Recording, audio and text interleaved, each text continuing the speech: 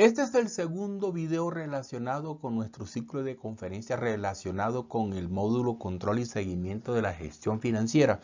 En esta ocasión vamos a examinar aspectos relacionados con el control político. El control político lo realizan el Congreso de la República, las asambleas y los consejos distritales y municipales. En el nivel nacional se lleva a cabo básicamente a través de los siguientes medios. Citación de los ministros a las sesiones plenarias o a las comisiones constitucionales.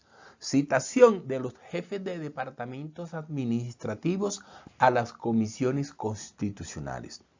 Examen de los informes que el presidente de la República, los ministros del despacho y los jefes de los departamentos administrativos presenten a consideración de las cámaras. Análisis que adelante la Cámara de Representantes para el fallecimiento definitivo de la cuenta general del presupuesto y del Tesoro. A nivel departamental y municipal, las asambleas y los consejos realizarán este control siguiendo los parámetros señalados en esta lámina. El control político puede afirmarse que se inicia con la discusión y aprobación del presupuesto anual y se va a extender hasta que sea fenecida la cuenta general del Tesoro por parte de la Comisión Legal de Cuentas de la Cámara de Representantes. Cronológicamente podemos ver en la siguiente lámina cuál es el proceso del control político. En esta línea de tiempo podríamos decir que la primera actuación del Congreso de la República va a empezar durante la primera semana del mes de agosto, al menos en el nivel nacional, y se va a prolongar hasta la medianoche del 20 de octubre, fecha en la cual ya debe estar aprobado el presupuesto general de la nación. Podríamos afirmar que en esta primera etapa se da la primera manifestación de control político que puede hacer el Congreso de la República a las actividades financieras del Estado. Pero podríamos remontarnos un poquitico más atrás, y es cuando ese Congreso de la República estudia y aprueba el plan de desarrollo que va a ser el fundamento para la elaboración posterior de los presupuestos. Y en aplicación del principio de anualidad que contiene el estatuto presupuestal, el presupuesto se empezará a ejecutar entre el 1 de enero y el 31 de diciembre de cada año. Dentro de este periodo, tanto las comisiones como las plenarias del Congreso podrán pedirle informes y hacer citaciones de funcionarios para que expliquen aspectos relacionados con la ejecución del presupuesto. Oportunidad que es aprovechada o debe ser aprovechada por los congresistas para hacer control político. Luego de ejecutado el presupuesto, podríamos decir que existe un pequeño periodo de receso, por cuanto a más tardar el día 30 de junio del año siguiente, la Contraloría General de la República deberá presentar para estudio de la Comisión Legal de Cuentas la cuenta general del Tesoro. Y esta cuenta debe ser fenecida si no se presentan inconvenientes antes de que finalice el año. El fenecimiento de la cuenta general del presupuesto y del Tesoro de la Nación y la revisión del balance general del país lo lleva a cabo la Comisión Legal de Cuentas de la Cámara de Representantes en virtud del mandato contenido en el numeral 2 del artículo 178 de nuestra Constitución Política. Esta comisión está integrada por 9 miembros elegidos para periodos de 2 años. El fenecimiento es el acto que pide la plenaria de la Cámara de Representantes con fundamento en las recomendaciones que haya hecho la Comisión Legal de Cuentas para indicar que las operaciones que se realizaron durante el año se ajustaron a los preceptos legales, que no hay desviaciones importantes de recursos. En el caso contrario, pues se objetará, no se producirá este fenecimiento. La Comisión Legal de Cuentas, como ya lo mencionamos, inicialmente hace el estudio de la misma para luego presentárselo a la comisión, perdón, a la plenaria de la Cámara. Y esta comisión también revisa el balance general. Valga mencionar que la cuenta general del presupuesto la elabora la Contraloría General de la República a partir de los diferentes informes que hayan rendido las entidades que conforman el presupuesto general de la nación. El balance general del país lo elabora la Contaduría General de la Nación, lo audita la Contraloría General de la República y el mismo es incorporado dentro de la cuenta general del presupuesto y de la cuenta general del Tesoro tiene la composición que enseguida examinamos. Los reconocimientos de renta y recursos de capital, entendido como reconocimiento a aquellos valores a que se han comprometido a pagar los diferentes contribuyentes. Necesariamente los reconocimientos no es igual a lo recaudado. También se incluye un informe sobre los resultados de la ejecución de los gastos. De cuánto fue la apropiación inicial, de cuánto fue el monto que se autorizó para los diferentes gastos durante el año, qué modificaciones sufrieron estas apropiaciones, cuáles fueron los gastos que se comprometieron a través de contratos, orden de servicio, nóminas, etcétera, cuál fue el monto de las reservas y cuáles las ejecuciones tanto de uno como de otro. También se incluye un informe sobre la ejecución de los empréstitos y del estado de la deuda pública, teniendo en cuenta que la Contraloría General de la República, por mandato constitucional y legal, debe llevar el libro de la deuda pública, debe llevar el control contable de los registros de la deuda pública, labor esta que viene desarrollando desde su creación en 1923. Igualmente, hace parte de la cuenta general el balance general de la nación, que como ya dijimos, es elaborado por la Contaduría General de la Nación y auditado por la Contraloría General de la República. Igualmente se debe informar sobre los pagos de las reservas del año anterior. Igualmente, se debe complementar todo lo anterior con las recomendaciones del Contralor General.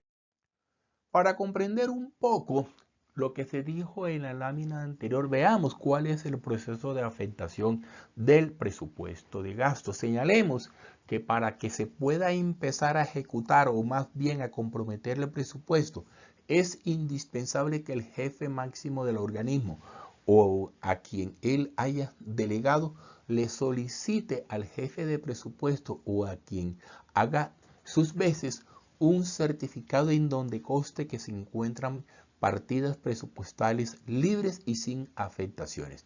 Es lo que se conoce como un certificado de disponibilidad presupuestal. Con base en este documento se puede iniciar todo el proceso para comprometer el presupuesto. Se podrá entonces escoger al respectivo contratista y cuando esto se haya hecho será necesario ratificar esa operación a través de un registro presupuestal. Se empieza a ejecutar el contrato, se reciben los bienes, los servicios o las obras y a la entidad le surge una obligación, le surge una cuenta por pagar que también tiene que ser registrada en la contabilidad presupuestaria, al igual que en la contabilidad financiera. Y finalmente ocurre el pago. Pero no siempre este proceso se da completamente durante toda la vigencia fiscal. Por lo tanto, a veces se hace necesario respaldar algunas operaciones que quedaron inconclusas. Así, por ejemplo, si hubo un contrato y que por circunstancias extraordinarias no se pudo ejecutar, este se podrá seguir ejecutando en el siguiente año, pero se pagará con cargo al presupuesto del año anterior. Esta operación se denomina reserva presupuestal. Eso sí, debe quedar claro que las reservas presupuestales no son para hechos ordinarios, sino para hechos extraordinarios en que se demuestre que se tuvo la intención de ejecutar el presupuesto antes del 31 de diciembre, pero que vinieron sucedieron algunos hechos que lo impidieron. Pero si ya se recibieron los bienes, es decir, recibieron los servicios, pero no se pudo realizar el pago, entonces se constituyen las cuentas por pagar. La suma de las reservas presupuestales y las cuentas por pagar es lo que en el lenguaje del sector público se considera el rezago presupuestal y del cual debe dar cuenta el Contralor General cuando presente su informe relacionado con la Cuenta General del Tesoro. Veamos también un cronograma, o más bien en una línea de tiempo, cómo es el proceso de estudio de la Cuenta General del Tesoro por parte de la Comisión Legal de Cuenta y finalmente por parte de la Cámara de Representantes. En el año 1 se ejecutan las actividades presupuestales y contables.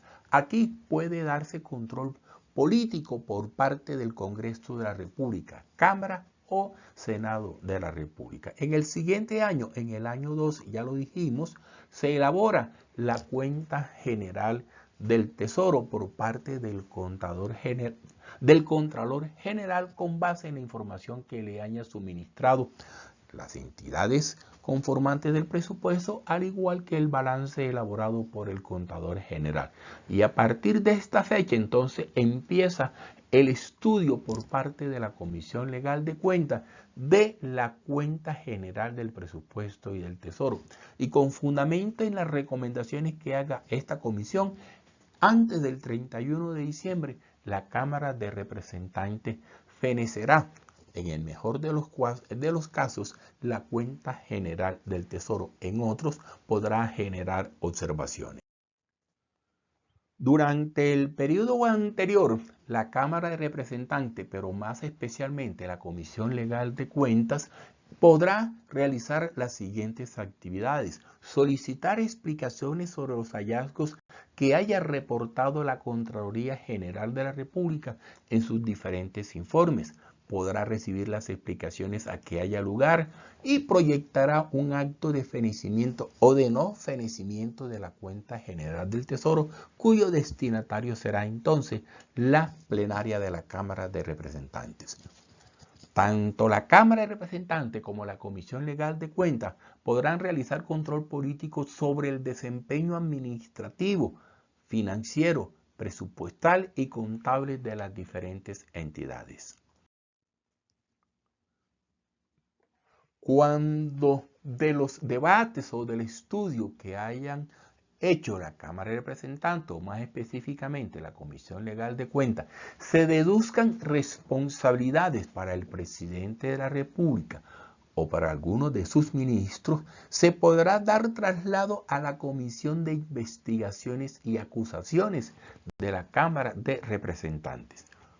También se puede tramitar moción de censura para los ministros que hayan sido cuestionados.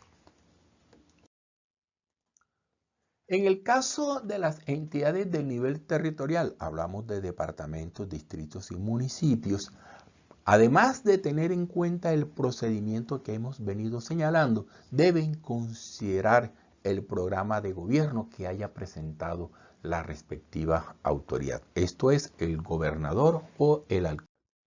Recordemos que los candidatos a ser elegidos como gobernadores y alcaldes deben someter a consideración de la ciudadanía un programa de gobierno, y por ese programa de gobierno votará la ciudadanía en aplicación al voto programático. Este programa de gobierno hace parte integral de la inscripción ante las autoridades respectivas y previamente ha debido ser registrado ante una notaría.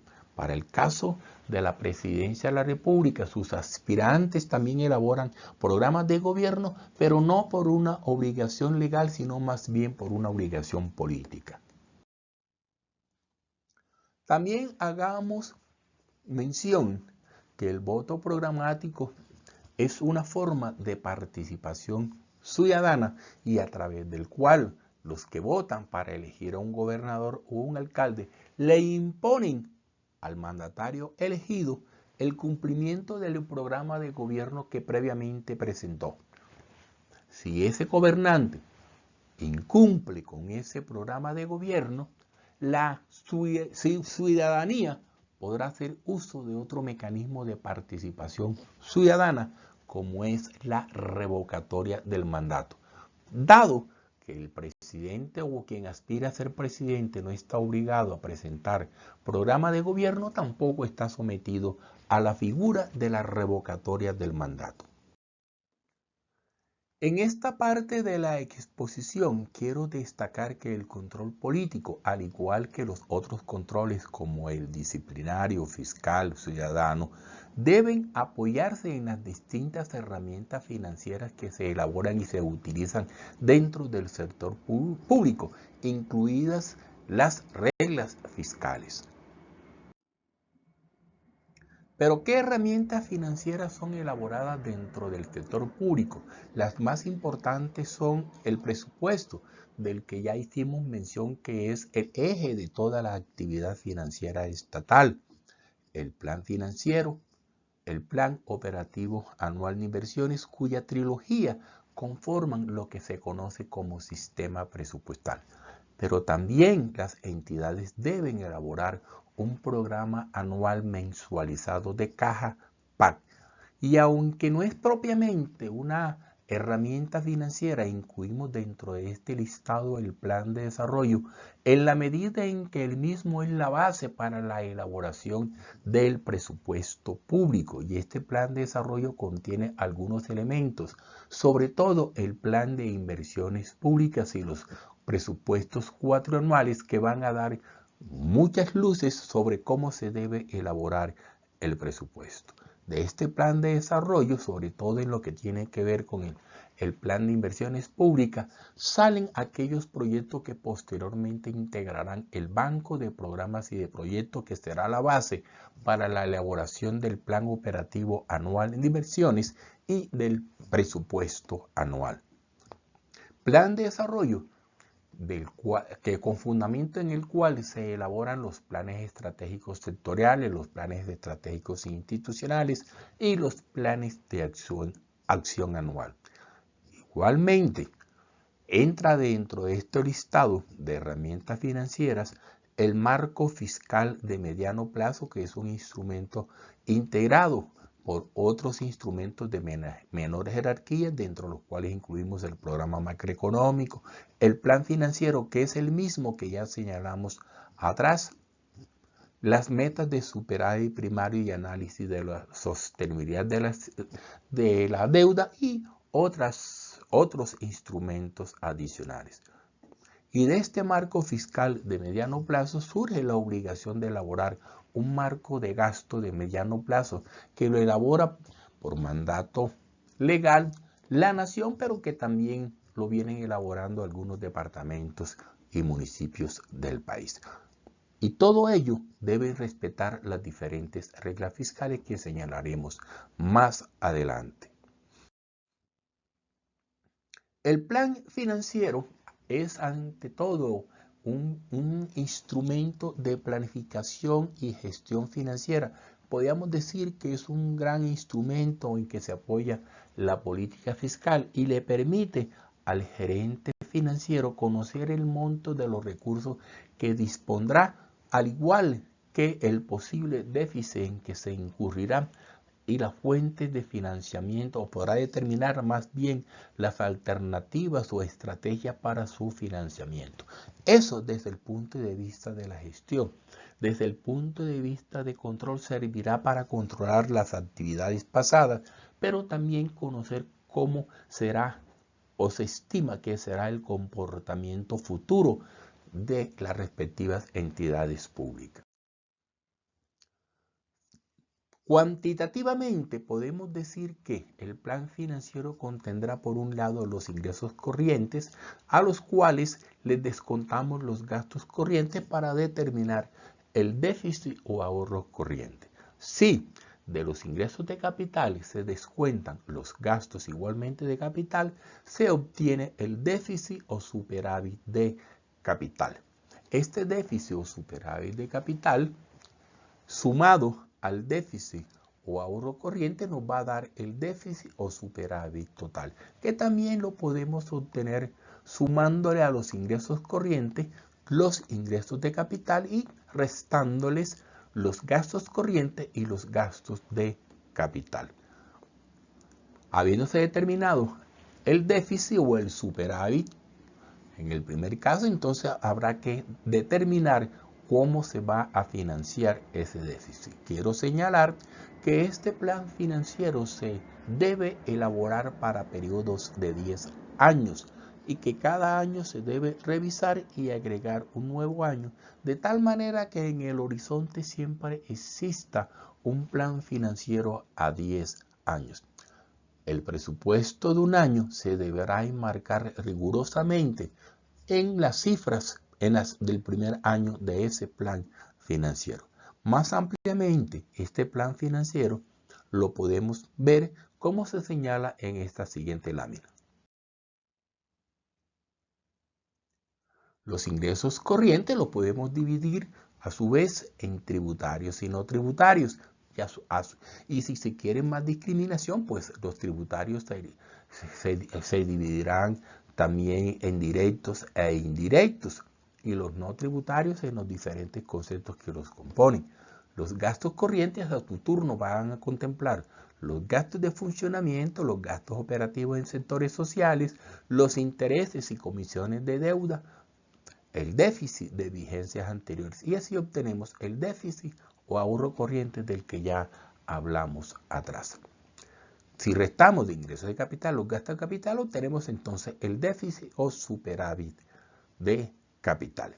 Habiéndose determinado el déficit o superávit total y en el evento en que haya habido déficit, entonces habrá que determinar cuál es la forma para financiar ese déficit y la forma más usual son a través de los recursos del crédito. Eso es los desembolsos, los pagos o los recursos que se reciban por crédito menos las amortizaciones que haya que hacer.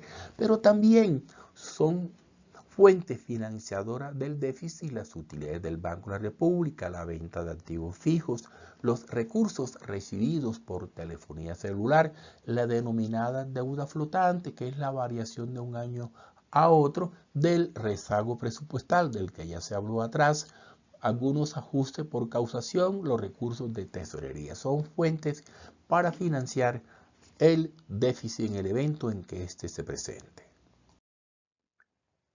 En lo referente con las reglas fiscales, con esta se busca fortalecer la disciplina fiscal de los gobiernos al fijarse unas metas de desempeño. La mayoría de las reglas fiscales están orientadas a ponerle límite al endeudamiento público y por esta vía al gasto público. En Colombia se han expedido varias normas orientadas en este sentido. Son normas de responsabilidad fiscal aplicables en el país la Ley 358 que limitó el endeudamiento territorial. En adelante, los departamentos, distritos y municipios para poder realizar una operación de crédito deben cumplir con dos indicadores: la relación intereses ahorro operacional y la relación saldo de la deuda a ingresos corrientes. La Ley 617 limitó el gasto público de funcionamiento territorial a la capacidad de generar ingresos corrientes de libre destinación del respectivo departamento o municipio. La Ley 819 sobre transparencia y responsabilidad fiscal creó la obligatoriedad para que la nación, los departamentos y los distritos elaboren un marco fiscal de mediano plazo. El Acto Legislativo 03 de 2011 eliminó un principio presupuestal, el de homeostasis, y en su lugar creó el principio de sostenibilidad fiscal. A través de la ley 1473, modificada posteriormente por la 2155, se creó una regla fiscal para el gobierno nacional. La actual nos señala que el endeudamiento de este nivel de gobierno no debe superar un porcentaje del Producto Interno Bruto. Más concretamente, que la deuda pública neta no o deberá estar alrededor del 50% del Producto Interno Bruto. Pero independientemente del nivel de la deuda, se deberá generar un superávit primario neto estructural. Volvemos un poco a lo que dijimos sobre el límite de endeudamiento de las entidades territoriales. Señalemos que las entidades, departamentos y municipios deben cumplir con dos indicadores. El primero, la relación interés-ahorro operacional debe ser inferior al 40%. Y el otro, saldo de la deuda e ingresos corrientes debe ser inferior al 80%. Si uno o los dos indicadores superan los montos aquí señalados, o más bien los porcentajes señalados, entonces se dirá que la entidad está en semáforo rojo y no podrá realizar ninguna operación de crédito a menos que cuente con visto bueno del Ministerio de Hacienda, para lo cual deberá suscribir un convenio de desempeño. En referencia con el monto de la deuda pública de nivel nacional, conviene señalar que la deuda pública neta estructural deberá estar alrededor del 55% del Producto Interno Bruto. Es lo que se llama zona de anclaje de la deuda neta. La ley ha establecido que por ningún motivo el monto de la deuda pública debe superar el 71% del Producto Interno Bruto por las consecuencias indeseables que traería para la economía este monto tan exagerado de deuda. Ahora bien, si en un año el monto de la deuda fue igual o superior al 70%, en el año siguiente, en el año 2, el gobierno deberá generar un ahorro que para estos efectos se denomina balance primario neto estructural, equivalente o superior al 1.8% del Producto Interno Bruto. Si la relación monto de la deuda neta a Producto Interno Bruto es inferior al 70%, entonces se aplicará una fórmula que nos dará como resultado un porcentaje igual o inferior al 1.7%, que será el monto del balance primario neto estructural en relación con el Producto Interno Bruto que se deberá generar para que la deuda pública neta del gobierno nacional sea sostenible en el tiempo.